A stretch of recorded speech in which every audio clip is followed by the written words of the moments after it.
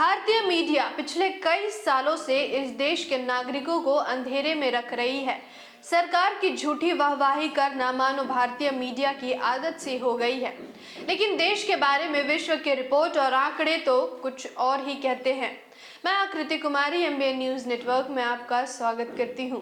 भारत में बेरोजगारी, अशिक्षा, कुपोषण, आर्थिक असमानता आदि की स्थिति को वैश्विक स्तर पर तैयार रिपोर्ट बखूबी बताती है। लेकिन अब इस देश को तानाशाहपूर्ण देश का टैग भी लग चुका है।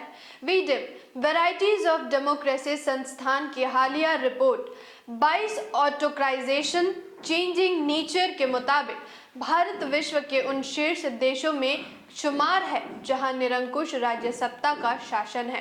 रिपोर्ट में कहा गया है कि वर्ष 2014 में नरेंद्र मोदी के नेतृत्व में भाजपा के जीतने के बाद से भारत में लोकतंत्र के स्तर में गिरावट आई है। हालांकि इससे पहले कांग्रेस के समय भी स्थिति मिलती जुलती ही थी। बताते चले कि पिछले साल भी इस रिपोर्ट में भारत को चुनावी तानाशाही वाले देश के रूप में वर्गीकृत किया गया था। वीडम वैरायटीज ऑफ डेमोक्रेसी संस्थान की यह रिपोर्ट देशों के लोकतंत्र की स्थिति पर नजर रखती है। रिपोर्ट के तैयार करने के लिए लोकतंत्र के चुनावी और उदार दोनों पहलुओं को शामिल किया जाता है। इस रिपोर्ट में किसी देश के लोकतंत्र का निम्नतम स्तर 0 व उच्चतम स्तर 1 माना जाता है। अर्थात अगर किसी देश को 1 अंक मिलता है तो उस देश के लोकतंत्र का स्तर काफी उच्च माना जाता है। लेकिन भारत को वर्ष 2020 में इसमें मात्र 0.34 अंक मिले हैं।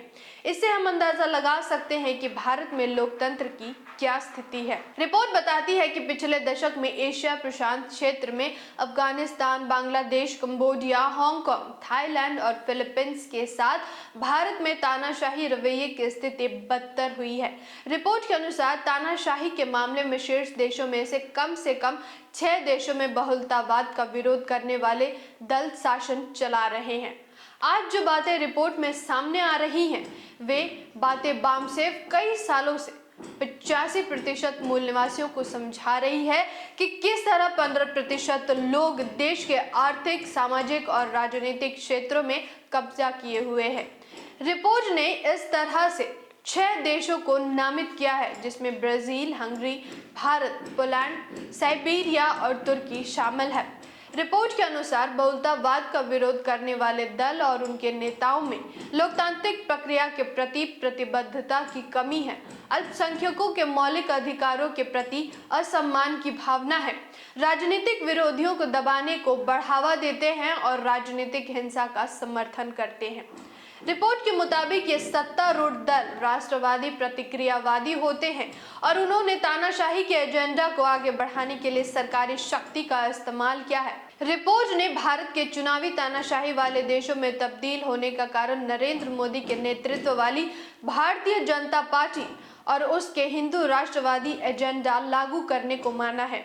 2021 की रिपोर्ट में यही बात कही गई थी। रिपोर्ट के मुताबिक भारत में 2014 में भाजपा की मोदी सरकार आने के बाद से और उनके द्वारा हिंदू राष्ट्रीय एजेंडा के प्रचार के बाद से लोकतंत्र के स्तर में अधिक गिरावट देखी गई है। पिछले वर्ष की तरह इस साल भी रिपोर्ट में भारत का शर्मनाक प्रदर्शन जारी रहा। रिपोर्ट का अनुमान है कि आगे देश में लोकतंत्र की स्थिति और बिगड़ेगी।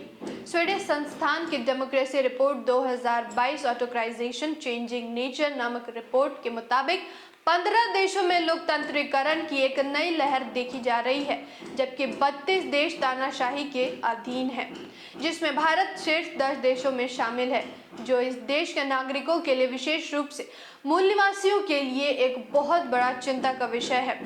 फिर लौटूंगी एक ऐसे ही महत्वपूर्ण विश्लेषण के साथ। धन्यवाद। जय संविधान, जय भारत।